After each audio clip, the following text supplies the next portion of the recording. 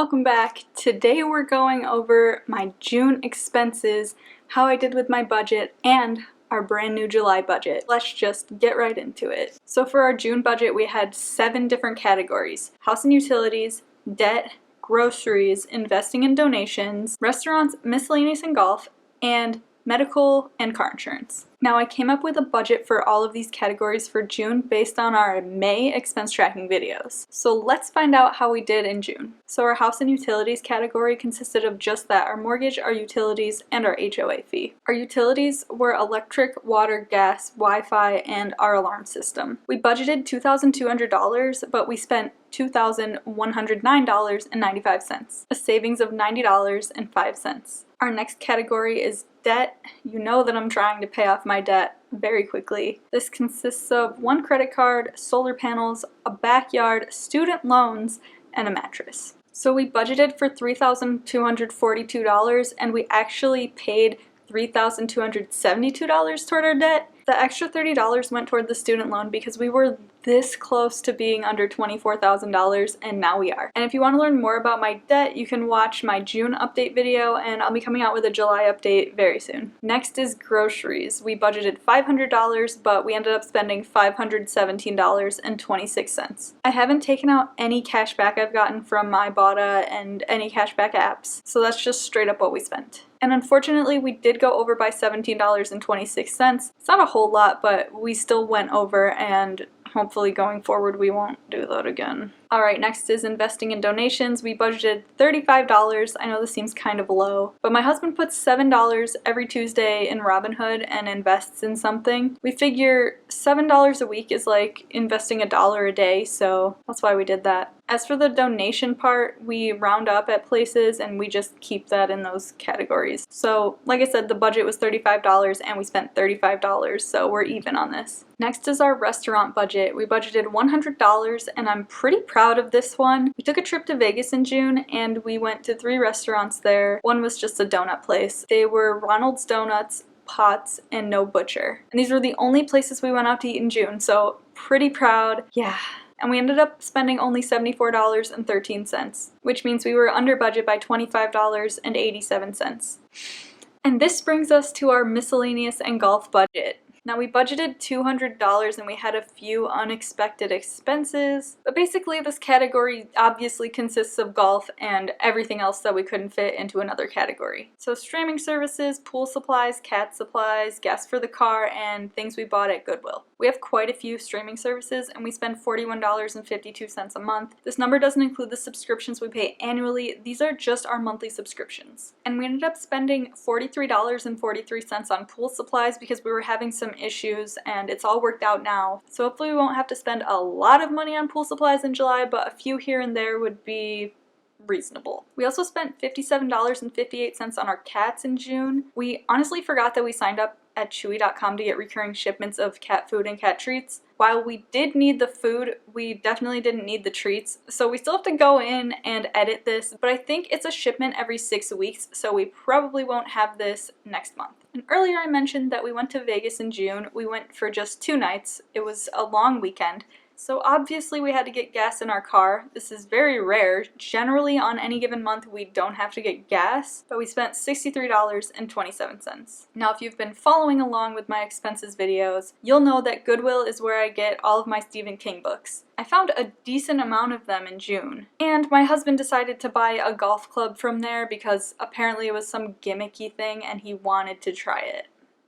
Whatever. You know, it's not like we're on a no-buy year. But in the month of June, we ended up spending $25.85 at Goodwill. And finally in this category, we have golf. My husband absolutely loves playing golf. He's actually playing golf right now. And since it's something that he genuinely enjoys, and honestly he has no other hobbies, I think it's something that he should continue to do. Also, it keeps him active, so can't really complain there. But he spent $71.25 on golf, which was not as bad as I thought it was gonna be. But we did go over our budget. We spent $302.89, which means we were over by $102.89. You'll see in July I've kind of reconfigured a few of these categories, so hopefully we'll be a little bit more on point. Alright, our next category, which is kind of a weird one, is medical and car insurance. Basically, I've decided to start a sinking fund for our car insurance. I have never used sinking funds before, so I don't even know if this is something I'm gonna like. So far, it's kind of weird to me, but we pay our car insurance every 6 months, so if you divide that amount by 6, that means we would put in $136.12 to our sinking fund every single month. If you're interested in learning about sinking funds, I can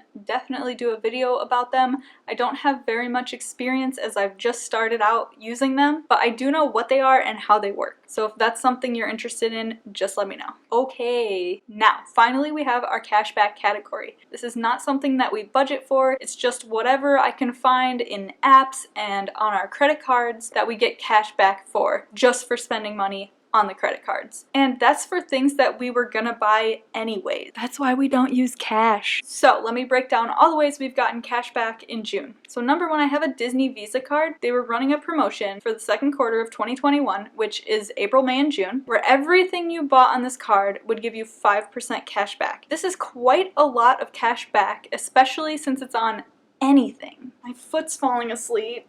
Unfortunately, I didn't realize that this was a thing until the end of May, so we weren't able to take full advantage of it, but we were still able to get a decent amount of rewards with this promotion. So on my Disney Visa card with 5% back on everything, we were able to get $42.82 back. That's a nice chunk of change just for spending money on things we were gonna buy anyways. Next, we have my husband's American Express card. This card gets 6% back on streaming services, so we put a few of them on there. So on this card, we got $2.15 back. Next, my husband has a Chase card. It gets 1.5% back on everything along with some other categories, but you know, we were putting most things on that Disney card with the 5% back. So this one just had some recurring payments. It was the Chewy.com purchase and our security system. So here we got $1.73 back. Finally, we have the cashback apps that I use for groceries. In June, I only got cashback on the Ibotta app, but definitely check out the coupons.com app. They also have rebates. So from Ibotta, I got $17.24 back. In total, this is $63.95 in cashback just for spending money that we were gonna spend anyways. Okay, so if we add up all of the categories in our June budget, the total was $6,413.12, but our total June expenses were $6,447.35, which means we were over budget by $34.23. But if we subtract the cash back from our spending, our total becomes $6,383.40, which means we were under budget by $29.72.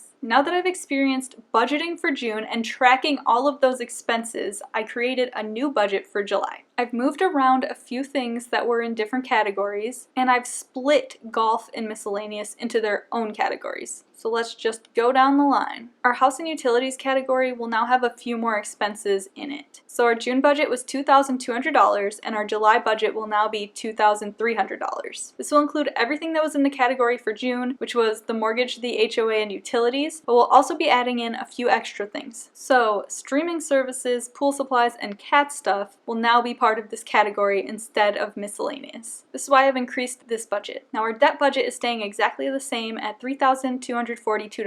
And we're keeping groceries at $500 since we did go over budget in June. As for investing in donations, that will be lowered from $35 to $28 because there are only 4 Tuesdays in July. Next is restaurants. That is staying at $100, though we are trying our very, very best not to use any of this budget. This brings us onto our golf category. Like I said earlier, my husband is golfing right now at a very expensive golf course, but since it's the summer in the desert, he's getting to play it at a very tiny percentage of the cost. Because of this, and for this month only, his golf budget is $150. That takes us to miscellaneous, which I've only budgeted $50 for, and miscellaneous is still Goodwill and literally anything else. And then we have medical and car insurance. This category is now going to be medical, car, and car insurance because we're including car maintenance in the mix. Oh, and gas. And my car needs an oil change very badly, so we've increased this budget to $230. And I've obviously not budgeted for cash back because it's not a given, it's just